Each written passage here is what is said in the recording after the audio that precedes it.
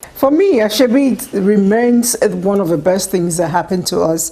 At the same time, it's also something I wish we took away because just like you, it has the good, the bad, and sometimes really the ugly. Yeah. You come into a function, you see, sea of human beings, heads put together, looking quite alike. It's a pleasant sight for me. And it actually does help. I was going to a function some time ago. I lost the invitation card, but I knew where the place was. But I didn't know exactly the compound I was going to. It was a burial. So when I stopped to ask questions, I even forgot the man's real name because I was going for the daughter. The daughter was my friend. Okay. Incidentally, people I said, as soon as they saw, uniform, you came for that chief's burial, go like this, when you reach, turn like this. It actually helped. Oh, wow. I got identified and they helped me. So those are the good aspects. But for me, the bad one is the money. The bad one is the money. Actually, also helps you get food. How? Food, yeah. When they say, auntie, just accept this person, this person, then they start, moving you to one side because, you're part of the gang.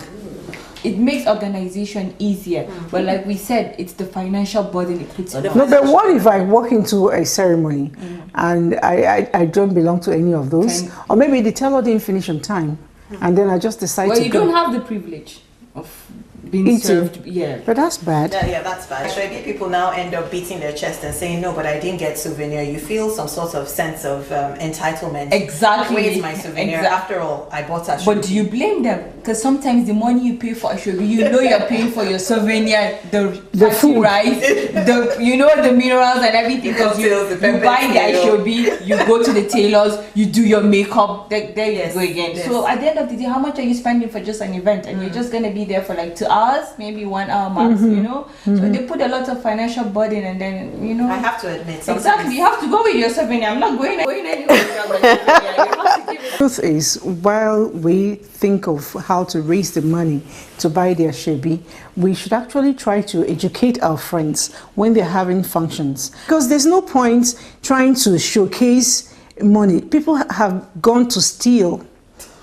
Girls have prostituted, seriously, just to get the money to belong. Even Ashebi has come between a lot of friendships that I know personally of. And I don't feel that something like Ashebi should come between a friendship of so many years, just because I didn't have the money at that point in time. About friendship, it affects marriages. Seriously. But the truth is, must Ashebi be expensive? Why do we choose an expensive Ashebi? What are we trying to, achieve by doing that? I think it's just putting a task on people. I wear Ashebi only once. I go for the wedding and that's it. I never wear it again. Really? So why would I buy Ashebi for 50,000? Maybe go to the tailors, pay like 20,000, do my makeup, and then I'll have to give you, a gift. Gift for your wedding. Maybe if you're not here, I have to travel. So for me, I'd rather say no, please. You know what? When you talk about Ashebi being expensive, I begin to wonder. Isn't it one of the reasons why girls don't get married? Why men are not getting married? And then that's all of it put together, the high cost of funding weddings. Wow. I will spend on my wedding. At least I'll make my wedding day a memorable day in my life. How elaborate your wedding is depends on the money you have at hand. So I can't really say it's expensive or low, but when it becomes expensive, when you spend more than what you have. I feel it's unnecessary spending because once God has joined the both of you together, I think that is the most important one. Of weddings, it's making it prohibitive because generally it is young people that want to marry. Most of them are just starting out in life. They've not made so much. There's no point spending so much on your wedding, then you drink the gari after. You eat rice and chicken during the wedding, then people will leave you, go home, and you start drinking gari or you start fighting for finances. I honestly think it depends on the individual. Not every wedding is expensive. It just depends on your partner. If your partner is understanding, you can bring it down. But quite honestly, everything is high. It's not only weddings. Weddings are one of those ceremonies I love to attend. Till tomorrow, I like to attend weddings because it's usually the happiest place to be. You see people radiating. But a lot of times, they just don't hold water. You know why? Because I think we get the foundations wrong.